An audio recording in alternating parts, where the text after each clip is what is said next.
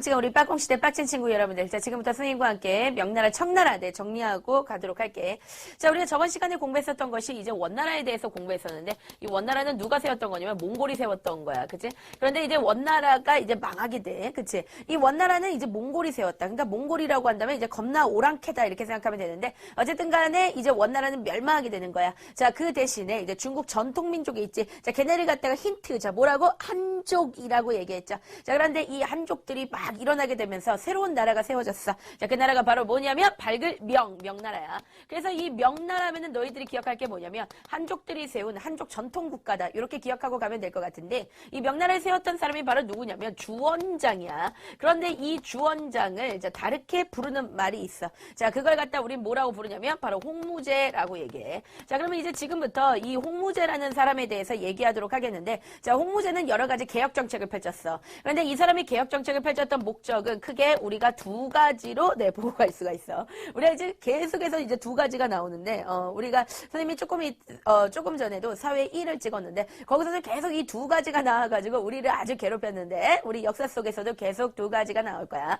자, 그런데 홍무제가, 자, 개혁 정책을 펼쳤던 첫 번째 목적은 바로 뭐냐면, 그 전까지는 몽골의 지배를 받았어. 그러니까 이 잔재를 깨끗하게 청산하고 싶다는 거야. 그럼 다시 누구로 돌아가자? 네, 한족으로 돌아가자. 그러니까 즉, 다시 얘기해서, 자, 한족들이 가지고 있었던 그 우수한 문화를, 자, 회복시켜야 된다. 그리고 그것을 바탕으로 해서 본인의 권력, 그게 바로 뭡니까? 네, 황제권이죠. 그러니까 황제권을 강화하고 싶었던 거지. 자, 그렇다면 이 홍무제가, 자, 펼쳤었던 여러 가지 이제 개혁 정책들 한번 알아보도록 할 건데, 자, 그 개혁 정책이, 시험 문제 1타기 때문에 반드시 꼭 기억을 하고 가야 된다. 일단 첫 번째, 자, 우수한 한족 문화를 어떻게 한다? 네, 회복시킨다. 그러면 회복시킨다라고 나올 수도 있고, 또는 어떤 책에서는 네, 부활시킨다라고 그렇게 나오기도 하는데, 그러면 그러기 위해서 했던 건 뭐냐면, 일단은 이제 과거제를 실시하기 시작해. 저번 시간에 이제 선생님하고 잠깐 얘기했지만, 이 원나라 같은 경우에 굉장히 멍청했기 때문에 과거제를 하지 못해요. 그러니까 몽골족들은 굉장히 이 지능이 없는 놈들이야. 그러니까 굉장히 멍청한 놈들이야. 그렇기 때문에 몽골족한테 과거 시험을 줘. 그러면 얘네가 풀지를 못해요. 그렇기 때문에 이 과거 시험 자체가 폐지됐었어. 그런데 이제 한족들의 그 전통으로 돌아가기 위해서 자, 얘네가 어떻게 했냐? 과거제를 다시 살려버렸어. 과거제를 살려버렸고 그 다음에 여기저기 이제 학교를 세웠어요. 학교를 세웠고 그 다음에 학교를 세워가지고 한족 문화를 가르치기 시작하는 거지. 그런 다음에 이제 어떻게 되냐? 네, 육류라는 것을 갖다가 발표했어. 자, 여기서 얘기하는 육류라는 것을 육류. 네, 선생님 굉장히 좋아하는 거죠. 육류. 네, 조금 전에도 이제 선생님이 이제 밤새도록 이렇게 강의 찍고 그러니까 도라에몽 PD가 네, 치킨을 사줬어요. 근데 이제 선생님을 위해서 사준 건지 왜냐면 선생님은 치킨을 별로 잘 좋아하질 않아. 그런데 개인적으로 네, 선생님은 네, 유일하게 싫어하는 동물이 닭을 별로 선생님 좋아하지 않아. 근데 저 인간이 엄청나게 좋아요. 그래가지고 네, 도라에몽 PD가 여하튼 치킨을 시켰다. 근데 어쨌든 간에 육류 이때의 그 육류가 아니야. 그러면 여기서 얘기하는 육류라는 것은 뭐냐면 6가지 유교 방침이라는 거야. 그러니까 우리가 꼭 지켜야 되는 그 6가지 유교 방침. 뭐 예를 들면은 뭐 부모님께 효도해야 된다든가 친구들끼리는 우애 있게 지내야 된다든가 이런 아주 고리타분한 6가지 유교 방침을 각각의 집에다가 다 이렇게 방침을 내려준 거야. 그래서 모든 집에 있는 구성원들이 네, 이거를 지킬 수 있도록. 그래서 어떤 한족 문화 회복을 위해서 자, 이런 노력을 했구나. 자, 또는 네, 유교 문화라고 얘기할 수 있죠. 그러니까 유교 문화를 다시 회복시키기 위해서 자, 이런 노력을 했구나. 이러고 알 수 있고. 자, 그다음에 두 번째로 선생님이 황제권을 강화시켰다라고 얘기했다 그랬지. 그런데 이 황제권을 강화시키기 위해서 했던 것이 바로 뭐냐면 자, 재상이라는 것이 있었는데 이거를 갖다가 폐지시켜 버렸다. 자, 이 재상이라고 한다면 가장 대표적인 인간이 누가 있냐면 여러분들 제갈공명 들어봤지? 삼국지 보면은 이제 왕이 있단 말이야. 이제 유비라는 왕이 있었어. 근데 그 왕 아래에서 재상이라고 해가지고 제갈공명이 있었는데 실제로 여러분들 왕보다도 네, 이 제갈공명이 모든 걸 다 합니다. 자, 왜 그럴까요? 얘는 대가리가 겁나 똑똑해. 그렇기 때문에 사실 이제 왕이라는 건 좀 약간 허수아비고 이 재상이라는 놈들이 머리가 좋아요. 그래서 얘네가 막 이끌다 보니까 어느 순간에 왕은 왕이지만 이 재상의 힘이 엄청나게 커지기 시작했어. 자, 그러다 보니까 이제 이 주원장은 이 재상제를 아예 폐지시켜버리는 거야. 그럼으로써 내 황제권을 강화하는 그런 모습들이 나타나기 시작해. 그래서 이 황제권을 강화하는 또 대표적인 것 중에 하나가 바로 뭐냐면 이갑제를 통해서도 역시 황제권을 강화했다. 자, 이때 여러분들 이갑제라는 것이 시험 문제 굉장히 잘 나오니까 반드시 꼭 기억을 하고 가야 된다. 그래서 이거는 뭐냐면 자, 기본적으로 이갑제라는 것은 자, 백호가 있습니다. 백호. 자, 백호가 있는데 백호라는 것은 이제 우리나라 같은 경우에는 10호예요. 10호. 우리나라는 이제 그 집을 10호, 그러니까 10개의 집인 거지. 그치? 근데 중국은 워낙 이제 사이즈가 크기 때문에, 네, 얘네들은, 네, 100개의 집들이야. 그런데 이 100개의 집 중에서, 자, 한 집을 2장으로 만드는 거야. 2장호. 2장호지. 그러니까, 우리가, 2장호. 네, 우리가, 이제 시골에 가면은 마을에 이장님이 있잖아요. 그쵸? 이장님이라는 건 그 마을의 모니, 대표라고 얘기할 수 있지. 그러니까 이 100개의 집 중에서 한 집을 이장으로 이렇게 만들어버려요. 그런 다음에 어떻게 되면 이장호가 감시를 해. 이 백집을. 그런 다음에 조금 김새가 이상하네? 저놈 봐라? 이러면 바로 어떻게 하냐면 주원장께 와가지고 슈를 이렇게 꼬질르는 거야. 그치? 그게 바로 뭐냐면 이갑제예요. 어쨌든 이갑제를 통해서 이갑제가 뭐다? 이걸 정확히 알라는 것이 아니라 어쨌든 이 이갑제를 통해서 황제의 권력은 어떻게 됐을까? 엄청나게 커졌다는 거 우리가 알 수 있을 것이고 자 그리고 그거 외에도 자 토지 대장이라든가 또는 뭐 호적이라든가 이런 것들을 정비했어. 그래서 토지대장이라는 건 너희들 알겠지만, 예, 이거는 뭐냐면 쉽게 얘기해서, 이 땅의 주인이 누구냐, 이걸 다 정한 거예요. 그리고 호적이라는 것은, 이 집에 누가 살고 있느냐, 이런 것들을 갖다 다 조사한 거야. 그럼 왜 조사했겠니? 그치. 그거를 조사해야지만, 네, 뭐 할 수 있으니까, 네, 이거 걷기가 좋죠. 그러니까 세금 걷기 위해서. 그래서 홍무제는 이런 역할들을 했다는 거 반드시 기억을 하고 가야 돼. 자, 그런데 이제 두 번째 나오는 사람이 있어. 자, 그 사람이 바로 이제 누구냐면은, 영락제라는 사람인데 자, 이 영락제는 명나라 최고의 전성기 때 황제다 이렇게 기억을 하고 가면 될 거야. 그래서 전성기라는 증거 중에 하나는 영락제가 수도를 옮겼는데 어디로 옮겼냐면 베이징으로 옮겼어요. 우리가 지금도 이제 중국에 가면은 중국의 가장 중심지가 바로 어디입니까? 네, 북경이잖아. 그치? 그러니까 이제 북경, 네, 북경. 나중에 만약에 예, 뭐라고요? 북경반정. 네. 좀 쓸데없는 얘기 네, 쓸데없는 얘기 좀 하지 마.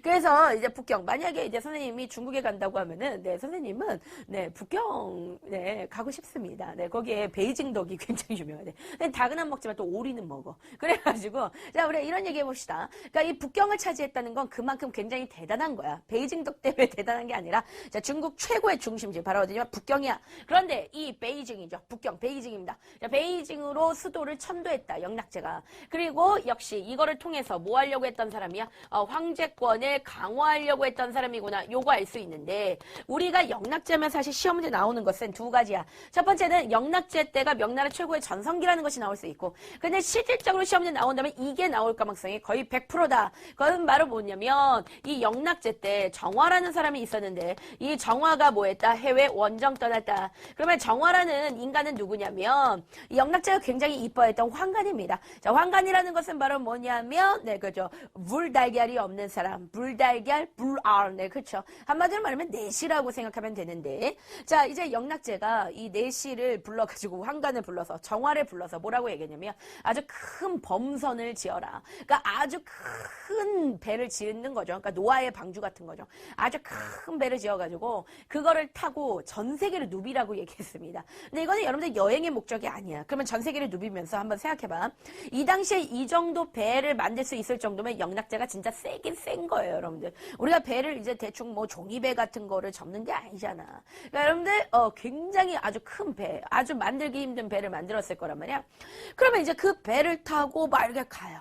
그러면 이 원주민들, 다른 지역에 살고 있는 사람들은 갑자기 아주 큰 배가 정말 자기네가 보지도 못했던 엄청나게 그 노아의 방주같이 아주 큰 배가 이렇게 싹 들어와요. 그러면 어떻게 되냐면 수구리, 네, 그냥 수구리입니다. 닥쳐, 수구리, 네, 수구리입니다. 그냥 어떻게 하냐면, 아, 저 나라하고 우리나라는 전쟁하면 큰일 난다. 그런 생각을 기본적으로 한단 말이에요. 다시 얘기하면은, 네, 그 배에다가 그냥 수구리, 그렇죠. 엎드려가지고 절한다는 거죠. 자, 그래서 이 정화는 세계 곳곳을 다녔는데, 어디까지 갔냐면, 아프리카까지 갔어요. 그러니까 여러분들 이건 굉장히 대단한 거죠. 이 당시에 아프리카를 떠났다는 건 대단한 건데, 그래 여기까지 가면서 전 세계에 있는 모든 사람들과, 자, 무슨 관계를 가졌냐면, 네, 조공 관계를 가지게 된다. 그래서 여러분들 조공이라는 것이 무엇이야? 그러니까 내가 약해. 그치? 그럼 내가 조공을 바치는 거야. 그러니까 뭔가 이제 물건 같은 거 한마디로 말하면 삥 뜯기는 거죠. 그러니까 이런 관계를 했습니다. 그런데 정화의 해외 원정을 통해서 굉장히 중요한 것 중에 하나는 무엇이냐면 자 이것으로 인해서 화교가 발생하게 되었다는 거야. 특히 이 화교가 어디에 많이 발생하게 되었냐면 네, 동남아시아에 발생하게 되었다. 자 시험 문제 1타니까 반드시 꼭 기억을 하고 가야 된다. 자 화교라는 것은 뭐냐면 중국 땅 외에 살고 있는 중국인들을 얘기하는데 실제 여러분들 중국인들은 지금 15억이 넘어가고 있죠. 네 아주 지금 난리 났는데 그런데 이 중국인들은 실제 중국 땅에 살고 있는 중국인들보다 해외에 살고 있는 중국인들이 훨씬 더 많아. 그래서 이 해외에 살고 있는 중국인들을 우리가 화교라 그래. 그런데 이 화교가 왜 발생되게 됐냐면은 정화가 해외 여행을 떠났어요. 그죠? 해외 원정을 이렇게 떠나다가 이제 거기에 엄청나게 많은 중국인들이 타고 있었을 거 아니야. 근데 중국인들이 이렇게 세계를 다니다 보니까, 이 땅이 좀 살만한 것 같아. 그러면, 나 여기서 내릴래, 이래. 그러면, 야, 내려. 그러면은, 이렇게 내리는 거야. 그리고 거기서 터 잡고 살아버리는 거야. 그러다 보니까 화교가 막 진출하게 된 거야. 무슨 말인지 알겠지? 특히 이 화교가 어디에 진출했다? 동남아시아에 진출했다는 거, 네, 반드시 꼭 기억하고 갑니다. 그래서 동남아시아 입장에서는, 네, 굉장히 날벼락이었겠지. 갑자기 중국 놈들이 딱 들어와가지고, 원래 옛날 때부터 그런 얘기가 있어요. 중국 애들이 이제 계산이 굉장히 빠르단 말이야. 그러니까 중국 애들이 여러분들 주판을 만들었죠. 그렇죠? 그러니까 굉장히 계산이 빨라요.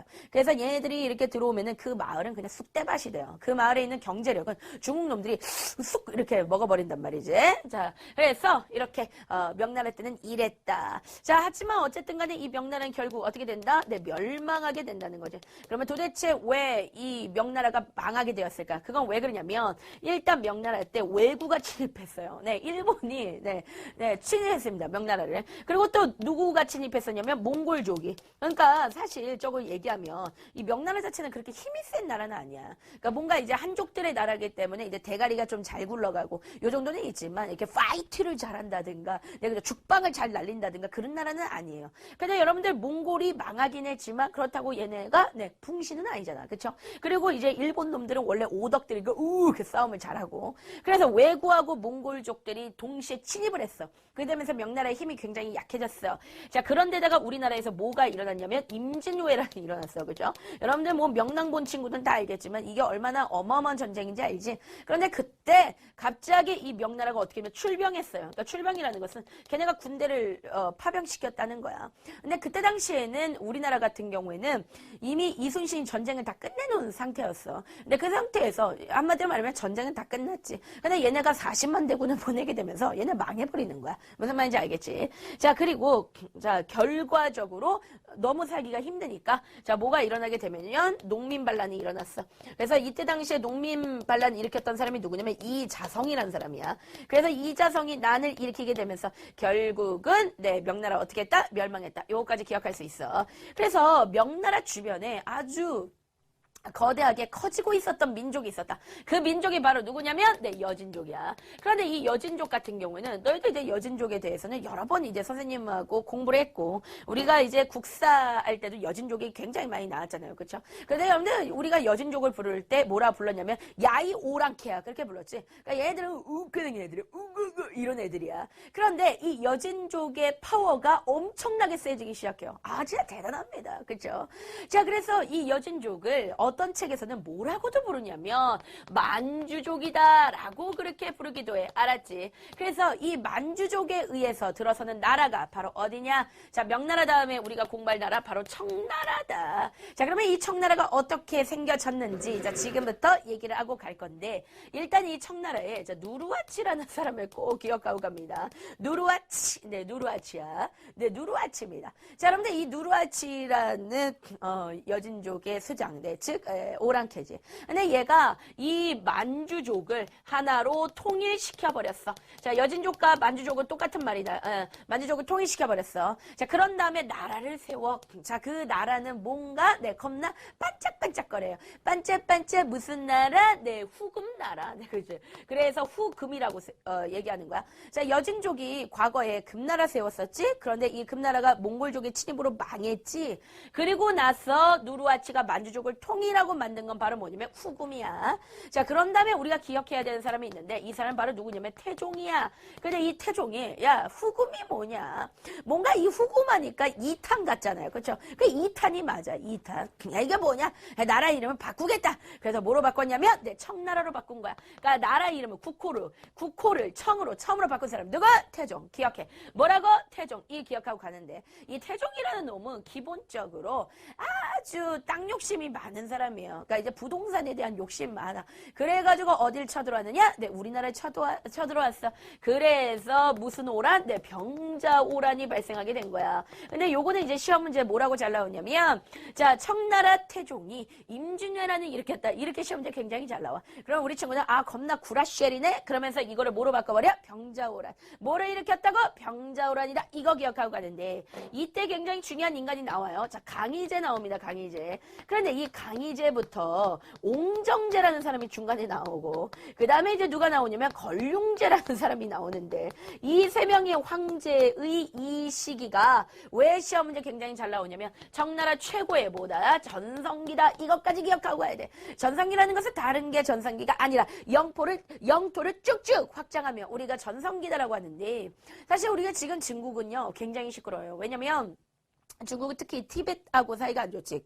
선생님 볼 때도 티벳은 좀 독립을 시켜야 된다고 생각해요. 왜냐면 너무도 중국틱하지 않고 이 티벳은 너무도 인도틱해요. 이 사람들이 인도 사람들이야. 어떻게 보면. 근데 지금 중국한테 묶여가지고 이때입니다. 이때 점령당해가지고 지금 중국에 속해 있으니까 나는 모든 사상은 인도야. 나는 막 카레에다가 밥 먹어. 그치? 그런데 이제 중국이 너 우리나라야. 막 이런 식으로 하니까 사실 이제 미치겠지. 그래서 막 전쟁이 일어나잖아. 그렇죠? 굉장히 심각하지. 그것이 바로 왜 그러느냐. 이때 때문에 그래. 그래서 원래 중국 영토가 아니었던 대표적으로 타이완이죠. 타이완 섬 바로 대만입니다. 여기라든가 또는 지금 문제가 되고 있는 티베트라든가 또는 신장이라든가 이런 곳들이 있는데 여기까지 영토를 어떻게 한 거야? 확장한 거야. 그래서 지금 확장된 이 시기에 확장된 이 영토가 자, 시험 문제 1타입니다. 자, 이것이 바로 뭐냐면 오늘날 중국의 영토가 확장됐다. 자, 오늘날 중국의 영토가 어떻게 됐다? 이때 확증되었다. 요거 여러분들 시험 문제 굉장히 잘 나오니까 반드시 꼭 기억을 하고 지나가야 된다. 자, 그러면 이번에는 우리가 청나라의 정책에 대해서 알아보고 가도록 하겠는데 사실 이 청나라는 자, 소수야. 자, 누가 소수냐면 만주족이. 그러니까 아무래도 이 청나라가 살고 있는 이 땅에 기본적으로 누가 많이 살고 있냐? 한족들이 많이 살고 있겠지. 그리고 지금도 우리가 중국에 가면 중국 인구의 90%가 한족이야. 그리고 나머지가 소수민족이란 말이야. 그러니까 정말 여러분들 생각해 보세요. 그러니까 중국 전통민족 한족이 얼마나 많겠어. 진짜 어마어마하지. 그런데 그 엄청나게 많은 한족을 소수의 만주족이 어떻게 해야 된다? 통치해야 되는 그런 구조가 나오는 거야. 자, 그러다 보니까 어쩔 수 없이 얘네들은 정책을 두 가지 방식으로 또 두 가지가 나와. 두 가지 방식으로 통치를 했는데 이 통치 방식이 시험 문제 잘 나오니까 반드시 꼭 기억해야 돼. 그러니까 이 만주족이 누구를? 한족을 지배하는 거야. 그런데 한족을 지배하는 방식이 두 가지란 말이야. 일단 첫 번째는 어떻게 지배하냐면요. 굉장히 강압적으로 지배합니다. 그래서 강압책을 하죠. 왜? 마음에 들지 않으니까 그냥 막 눌러버리는 거야. 그치? 그냥 강압적으로 해. 근데 맨날 강압적으로 하면 안 돼요. 맨날 이렇게 막 이래요. 그러니까 계속 그러면 어떻게 될까? 얘네가 반란을 일으킬 거 아니야. 그러니까 가끔은 어떻게 해야 돼? 아이고 그랬죠. 이렇게 하면서 어떻게 해? 네, 조금 토닥토닥 해줘야 되겠죠. 토닥토닥. 네, 그게 바로 뭐냐면 회유책이야. 그래서 너희들이 반드시 꼭 기억을 하고 가야 되는 것은 바로 무엇이냐면 이 만주족들은 강압책만 사용한 건 아니야. 그렇다고 회유책만 사용한 것은 아니야. 그렇다면 강압책과 회유책을 동시에 사용했다가 시험 문제 1타. 뭐라고?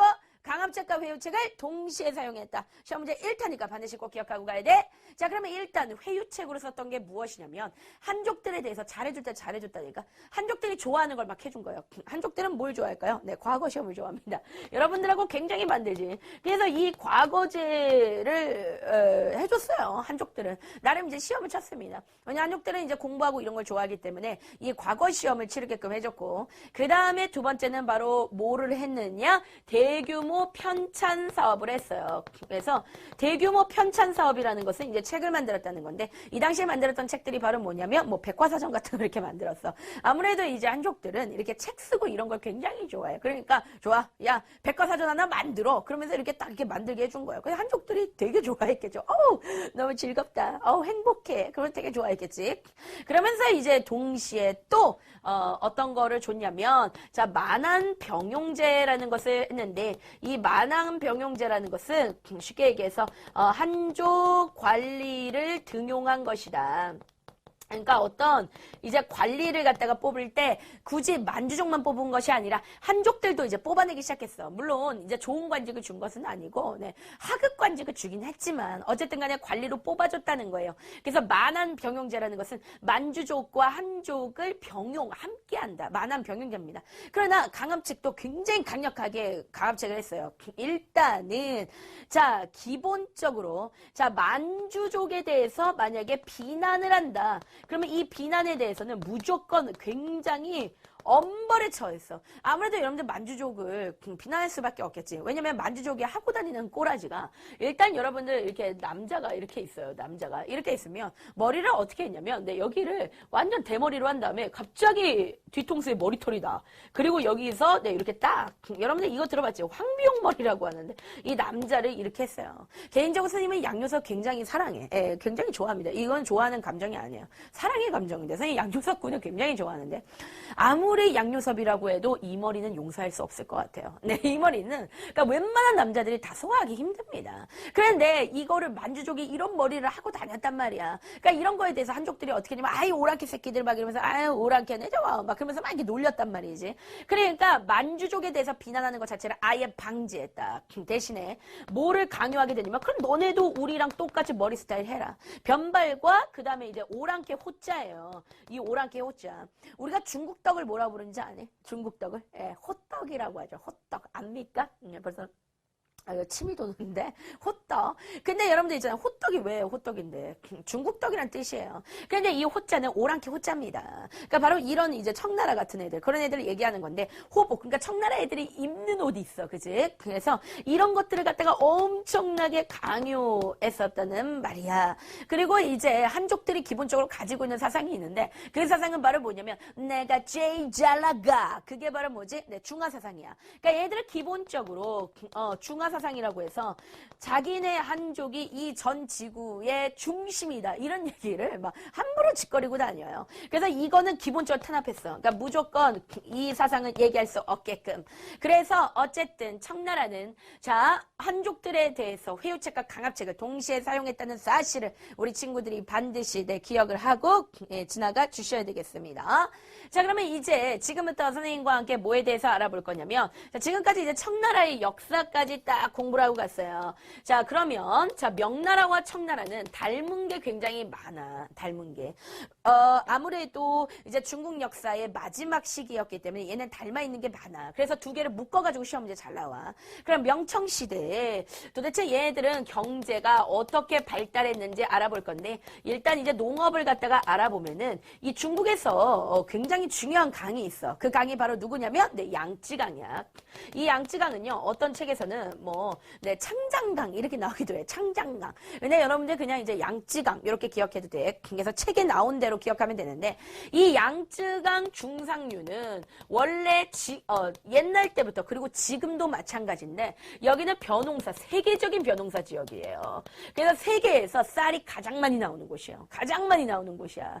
그래서 거기가 바로 어디면 양쯔강 중상류야. 그 다음에 이제 양쯔강 하류로 가잖아. 그러면 어떠냐면 날씨가 굉장히 더워요. 그래서 덥기 때문에 그러면 여기서 뭐가 나오기 시작하느냐? 차 같은 것이나 아니면 열대과일 막 이런 게 나와. 이런 걸 갖다 우리는 뭐라 그러면 상품작물이라 그래. 상품작물. 쌤이 상품작물에 대해서는 얘기해줬지. 우리가 뭐 쌀 같은 거 아무리 농사 지어도 별로 돈 되지 않아요. 그러나 이제 차라든가 또는 뭐 인삼이라든가 또는 목화라든가 이런 것들은 어떨까? 좀 짭짤해. 그래서 상품 가치가 있어. 그래서 상품작물이라 그래. 알겠지? 이런 것들을 재배하고 있었다. 그런데 여기서 굉장히 중요한 건 뭐냐면 명청시대가 되면은 세계에 있는 많은 사람들이 명나라 청나라에 막 들어오게 됩니다. 그러면 그 나라하고 이제 무역을 굉장히 활발하게 했겠지. 그렇게 되면서 중요한 거야. 자, 외국에서 외래작물들이 들어오기 시작했는데 이 외래작물들이 굉장히 사람들이 아주 좋아하는 겁니다. 아주 좋아하는 외래작물이 나왔어요. 자, 뭐가 들어왔을까요? 네, 담배가 들어왔죠. 담배. 네, 담배입니다. 이제 앞에 있는 PD님하고 담배를 묵지 않을 거예요. 왜냐면 앞에 있는 PD님은 이제 담배를 끊었습니다. 네, 담배값이 오르고 난 후부터 네, 끊어야 되겠다 하면서 네, 지금 네, 끊은 상태예요. 그렇기 때문에 앞에 있는 PD님과 담배를 이제 묵지 않을 거예요. 자, 어쨌든 간에 자, 외래작물 담배 받아들였고요. 그다음에 뭘 받아들였냐면 옥수수. 그래서 요게 시험지 잘 나오니까 반드시 꼭 기억해야 돼. 담배와 옥수수. 외래작물 담배와 옥수수를 받아들였다. 굉장히 중요하니까 기억을 하고 가도록 하겠고. 자, 그다음에 이 창장강이야, 창장강. 이 창장강, 양쯔강 주변입니다. 창장강. 그런데 이 창장강 주변에서 자, 수공업이 굉장히 발달했어. 그래서 이때 당시에 수공업으로 많이 생산했던 게 뭐냐면 뭐 비단이라든가 도자기라든가 이런 것들을 굉장히 많이 생산을 했거든. 그런데 이 비단과 도자기를 영국 애들, 막 프랑스 애들이 그냥 돌아버리는 거예요. 그래서 실적으로 막 프랑스 막 궁궐에서 파티 같은 거 할 때 이 중국의 비단으로 만든 그 드레스들이 엄청나게 유행을 타고 막 이러는 거야. 자, 그러다 보니까 이제 서양과 해외 무역이 엄청나게 활발을 하게 되지. 그러니까 상공업을 발달했기 때문에 해외 무역이 활발하기 시작하는 거야. 그러면 해외 무역을 하다 보니까 이제 중국 입장에서 돈을 많이 벌었겠죠. 근데 지금 같은 경우에 국제적인 화폐가 있다. 걔가 바로 누구가? 달러야. 그렇죠? 그 달러하고 한 개가 더 있어. 뭐지? 금이야. 금이에요. 그러니까 여러분들 우리나라의 그 돈의 가치가 떨어질 때 가끔 가다가 우리나라의 돈의 가치가 가끔 가다는 아니고 자주 떨어집니다. 그때도 굳건하게 버티고 있는 게 있어. 그게 바로 뭐냐면 네, 손에 여기도 있는데 네, 금입니다. 금. 그런데 이 금, 그리고 이 당시에는 금과 함께 동시에 썼던 게 바로 뭐냐면 은이야. 알았지? 그래서 자, 중국에 뭐가 많이 들어오냐면 은이 엄청나게 유입됐어요. 그래서 은이 엄청나게 유입되다 보니까 어떤 일이 벌어지게 되냐면 좋다. 그렇다면 앞으로 세금을 낼 때 자, 무조건 자, 뭐로 세금을 내자? 은으로 세금을 내자라는 것이 나타나기 시작해. 그래서 그걸 갖다 우리는 뭐라고 부르냐면 조세라는 건 세금이야. 그치? 그런데 이 조세를 갖다가 뭐로 내기 시작한다? 은으로 내기 시작한다. 이게 바로 조세 은납파야. 그래서 명나라 청나라 때는 이제 조세를 뭐로 내기 시작한다? 은으로 내기 시작했다는 거야. 자, 일단 자, 명나라 때는 어떻게 했었냐면 바로 네, 그렇죠. 일조 편법이라는 것을 했어요. 일조 편법. 자, 그리고 이제 청나라 때는 뭐를 했냐면 네, 지정은제라는 것을 갖다가 했어. 그러면 선생님이 일조편법과 지정은제에 대해서 잠깐 이제 설명을 해주겠는데, 자, 일조편법이나 지정은제나 둘 다 세금을 낼 때는 무조건 뭐로 내는 거야? 은으로 내는 거야. 그치? 이거는 기본적으로 알고 있는데, 자, 그때 당시에는 세금이 굉장히 다양하게 여러 가지 종류의 세금을 냈었어야 됩니다. 그러니까 여러분들은 이 시대에 태어났다는 것을 굉장히 축복으로 여겨야 돼. 아마 이 시대, 요 시대, 지금 이 시대에 태어난 건 되게 축복이죠. 네, 일단 우리 친구들은 아무 세금도 안 내고 있고, 네, 군대 갑니까? 원래 여러분들 나이면은 이제 군대 가야 돼요. 네, 여자들 빼고. 네, 남자들 군대 가야 되고. 근데 여자들은 뭐 하냐면 서서히 애를 낳기 시작해야 되겠지. 그렇지만 우리는 지금 굉장히 자유하잖아요. 그죠? 네. 자, 여러분들 근데 이 시기에는 자, 엄청나게 많은 세금을 냈었어. 그런데 명나라 때는 그 세금을 두 개로 그냥 축약시켜버려요. 그래서 뭐를 내냐면 일단 네가 땅을 가지고 있냐? 그러면 땅에 대해서는 세금을 내라. 그게 바로 뭐냐면 토지세. 그리고 사람 한 명 한 명 그냥 세금을 걷었어요. 거예요. 그걸 갖다 우린 뭐라 그러면 인두세라고 그렇게 얘기하는 거야. 그래서 토지세와 인두세를 은으로 바쳐라. 그런데 청나라 때가 되면 지정은제가 되는데 이 지정은제는 바로 뭐냐면 자 토지세에 자 뭐야 인두세를 포함시키는 거야. 그러니까 즉 다시 얘기해서 토지세만 그냥 걷어들인다는 거야. 토지세를 걷을 때 좀 더 걷겠지. 그런데 그 안에 이미 인두세가 들어가 있다. 그냥 그렇게 해주는 거예요. 그러니까 세금의 양을 좀 줄여준 거죠. 그죠? 그러니까 토지세 안에 뭐가 인두세가 포함돼 있다. 이렇게 걷는 게 바로 뭐야? 지정은제야. 그래서 어떤 일이 벌어지게 되냐면 갑자기 인구가 폭발적으로 증가하는 일이 벌어지는데 여러분들 이제 이게 참 중국의 재미나는 것 중에 하나인데 중국에서는 못 만드는 게 없어요. 중국산은 여러분들 못 만드는 게 없습니다. 근데 중국에서 만들었던 것 중에 하나가 만두인데 선생님 진짜 깜짝 놀랐어요. 만두인데 이 만두를 뭘로 만드냐면 골판지로 만드는 거야. 그래서 그 골판지를 고기처럼 짓이겨가지고 그러니까 골판지 만두를 만들어요. 근데 이제 이런 제품을 잘못 먹으면 사람들이 죽죠. 그죠? 그래서 중국에서는 사형을 합니다. 근데 사형될까 안 될까? 안 된다는 거지. 왜 그러냐면 이 중국 사람들이 골판지 만두를 만들어가지고 마음껏 팔아먹고 나서 그 다음에 이 사람들이 중국은 산이 많기 때문에 그냥 산 같은 데로 숨어버리면 찾을 수가 없는 거야. 그러니까 똑같아. 이때 당시에 어떠냐면 자, 왜 갑자기 인구가 증가했냐면 예전에는 인두세를 걷었어. 그지? 그러니까 사람 한 명 한 명 세금을 걷어들였단 말이야. 자, 그러다 보니까 인두세를 내기 싫어서 막 산으로 올라가. 그리고 죽은 사람처럼 행동해. 너도 없어. 우리 집에 그런 사람 없는데 죽었어. 막 이런 식으로. 죽은 사람처럼 행동한단 말이야. 그런데 이제 청나라 때가 되면서 실적으로 인두세는 사라진 거지. 자, 그러다 보니까 사람들이 다시 부활했어. 막 이러면서 막 다 나타나기 시작하는 거야. 그렇게 되면서 폭발적으로 어떻게 했다? 인구가 증가하게 되었다까지 여러분들 기억할 수가 있습니다. 자, 그러면 이제 이 명나라와 청나라의 그 사회는 어떤 특징을 갖고 있는지 알아보도록 하겠는데 자, 명나라하고 청나라면 너희들 꼭 기억해야 되는 게 바로 뭐냐면 신사층이라는 사람들이 나타나기 시작해. 우리가 조선시대를 이끌어갔던 최고의 계층 누구니? 양반이지. 뭐 지금 오늘날의 최고의 계층은 우리가 뭐라고 부르니? 네, 피디님 뭐라고 그러는데요? 시민. 시민이라고 부릅니까? 네. 저기 상류층이라고 부르죠. 네, 그냥 이제 쉽게 상류층, 시민은 아니야. 네, 상류층인데, 자, 이때는 최고의 계층을 뭐라 부르냐면 신사층이야. 그래서 신사라는 이름을 딱 들어보면 알겠지만 뭔가 이제 아주 교양 있어 보이죠, 그렇죠? 그래서 아주 유교적인 지식이 풍부해. 유교적 지식이 풍부하고 이때 키포인트 단어가 뭐냐면 교양 있는 사람들이야. 교양이라는 단어가 들어가면 뭐다? 신사층이다. 알았냐? 뭐라고? 신사층. 자, 그래서 신사층은 명청사회를 이끌어갔던 사람들이에요. 요거까지 기억을 하고 가도록 하겠고요. 자, 그리고 이 명청사회의 어떤 문화의 성격이 무엇이냐 물어볼 수 있어. 명청사회는 일단 첫 번째 서민적이야.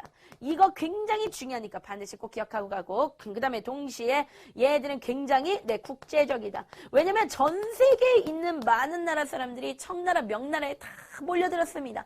그 증거 중에 하나가 뭐냐면 자, 그때 당시에 이 사람이 왜 갑자기 기억이 안 나는지 모르겠는데, 네, 선생님이 아는 사람이에요. 네, 아는 사람입니다. 네, 그렇죠. 마테오 리치죠. 네, 마테오 리치입니다. 마테오 리치. 선생님이, 네, 진짜 아는 사람이야. 네, 정말 아는 사람이야. 근데 갑자기, 우리, 테오가, 네, 머릿속에서 기억나지가 않았어.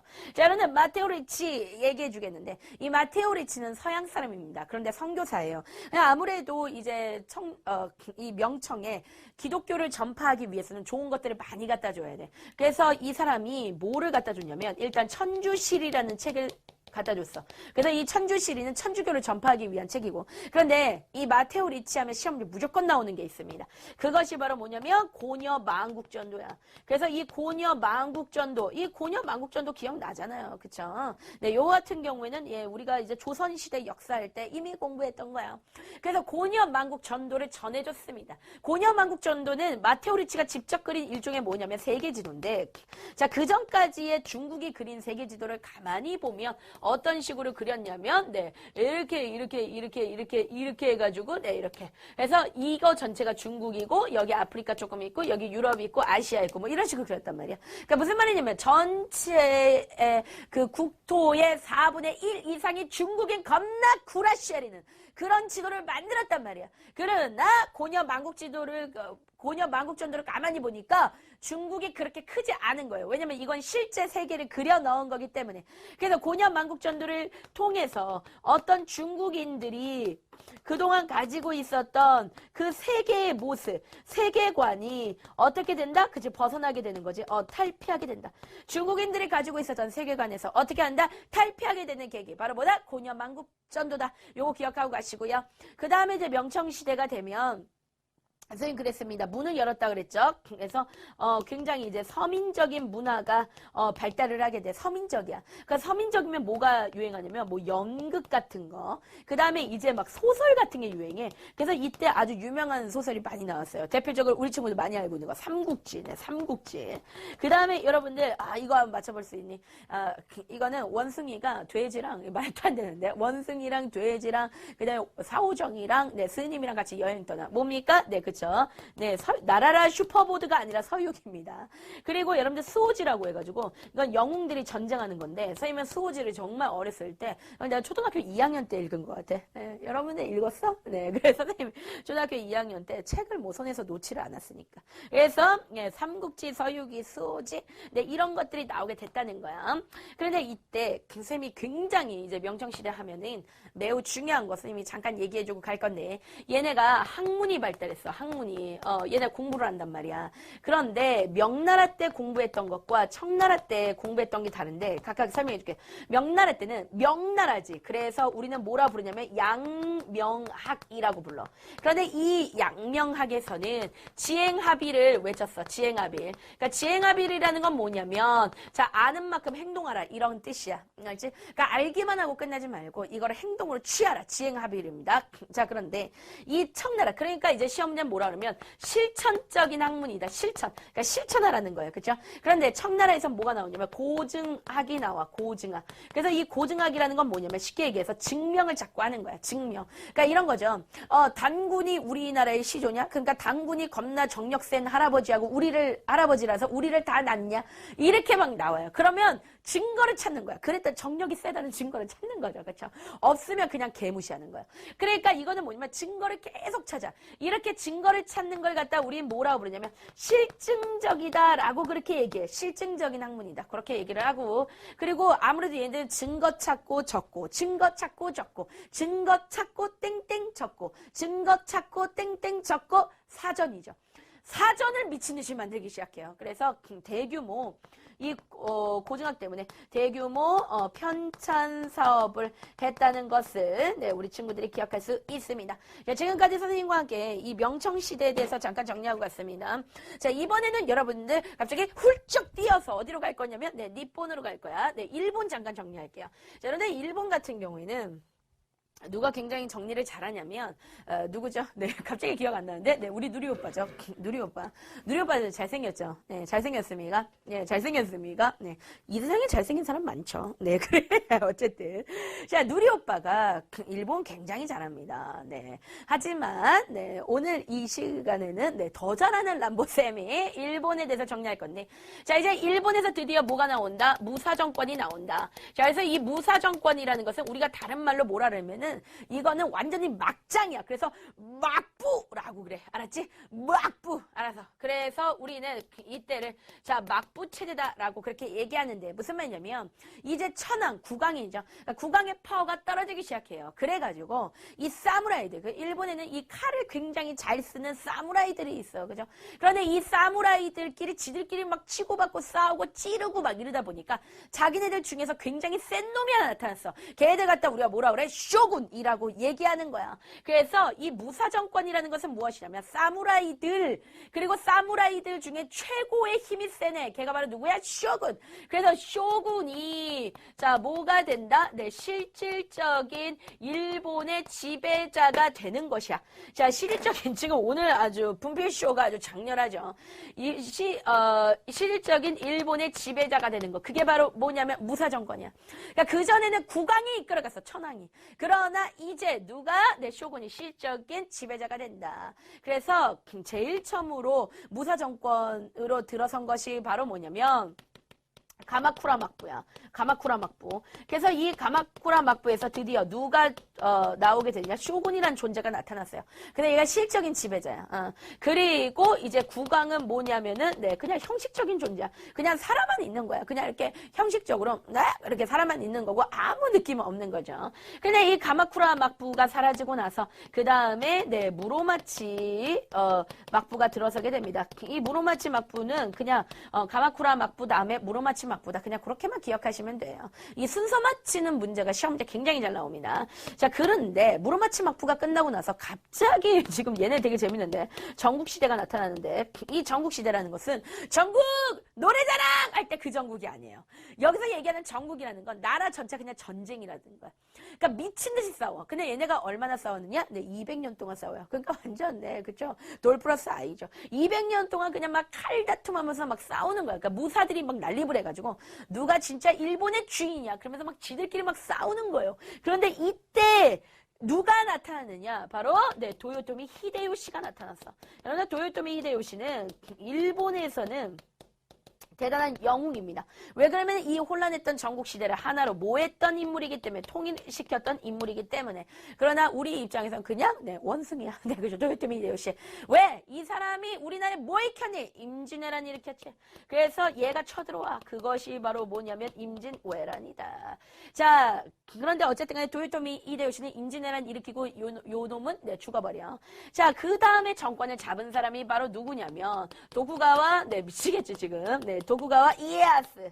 도쿠가와 이에야스라는 놈이 나타나. 그래서 도쿠가와 이에야스를 바탕으로 해가지고 자, 막부가 들어선다. 자, 그 막부를 갖다가 우리는 뭐라고 부르냐면 그치, 에도 막부다라고 그렇게 부르는데 이 에도 막부 때는 이 도쿠가와 이에야스가 계속해서 우리한테 싹싹 빌었어요. 나니 계속 빌었습니다. 스미마생 스고이 안나는 지금 나오는데 고니치와 곤방아 하면서 계속해서 이제 우리한테 빌었습니다.